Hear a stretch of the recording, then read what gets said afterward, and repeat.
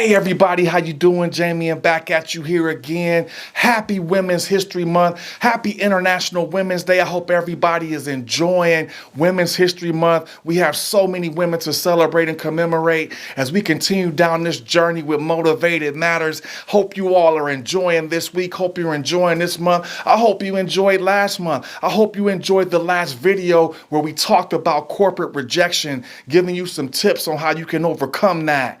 Corporate rejection, there's a couple of layers that we want to peel back on this onion. Corporate rejection. I shared with you about my corporate rejection with McDonald's and how it impacted me in a very negative way. It was about 2 years ago where I went through my corporate rejection with McDonald's. And I talked to you about the good, the bad, the ugly that came with that. Corporate rejection. How you have these things that start off with as a common cold and start to turn into areas of dis-ease. I think about my corporate rejection at McDonald's, how I went through many moments of dis-ease.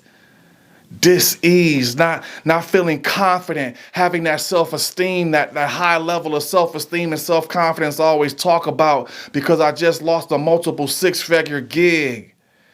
Having that dis-ease with my relationship with my girlfriend, kind of creating this story in my head that because I no longer have my multiple six-figure gigs, she no longer wanted to have me in her life. That dis-ease that comes with not feeling as though you're looked at the same way with family and friends. Especially for my men out there with families and you're head of the household, the priest, the provider, and the protector. You're no longer that because you're dealing with the dis-ease of corporate rejection. Does this make sense? Corporate rejection is for real and is actually something that's impacting a lot of people. There's a lot of people that are going through corporate rejection right now and trying to figure out how to unparalyze themselves. And I'm here to talk you through it and help you with a few key things to make you feel comfortable with it. I know it doesn't feel comfortable, but if you realize the end of something is the beginning of something new for you. And I hope that you understand that. I had the opportunity to go to Landmark Forum last weekend. Oh, it was an epic time. If any of you get the opportunity to do so, my sweetie gifted it to me, and I'm so appreciative that she did that. But it shared so much with me about how we deal with rejection in our lives, how we deal with not looking at life as a way of creating possibilities, new possibilities. We can't let our past impact the possibilities of our future. And that's what I took from Landmark Forum, and it made me think about corporate rejection a little bit more wholeheartedly. As I think about the definition of corporate rejection, it's the rejection that's imposed on someone or something by a group of people that are acting as a single body. Think about that.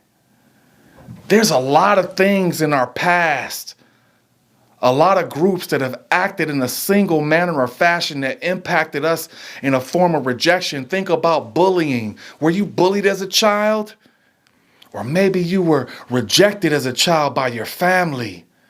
Or maybe you were rejected by your friends. I know I was adopted at an early age in my life, so I have to deal with rejection from my family. And that's corporate rejection. It's not just the corporate walls that you can find and go to work in. It's the corporate rejection that you also live in. Corporate rejection, y'all. And that corporate rejection impacted my past in a way that I'm now learning how to let go of. Thank you, Landmark, for doing that. So we're going to continue to talk about corporate rejection because I think there's corporate rejection that really is the underbelly of these last 2 months, Black History Month, now Women's History Month. When you think about that definition again, there's a lot of isms in there.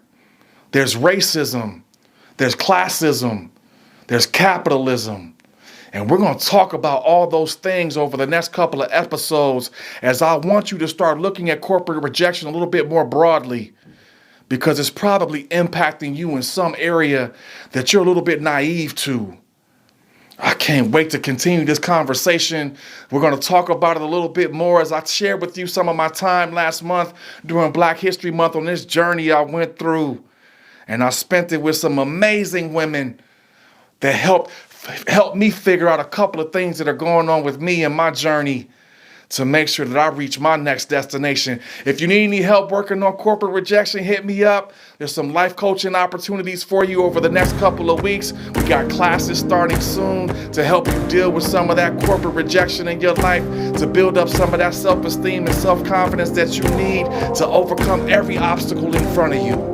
I look forward to seeing you again. Take care, everybody. I'm so excited to continue this journey with you. I look forward to the next opportunity. Share it with your family and friends as we continue on this journey of corporate rejection. Take care, everybody.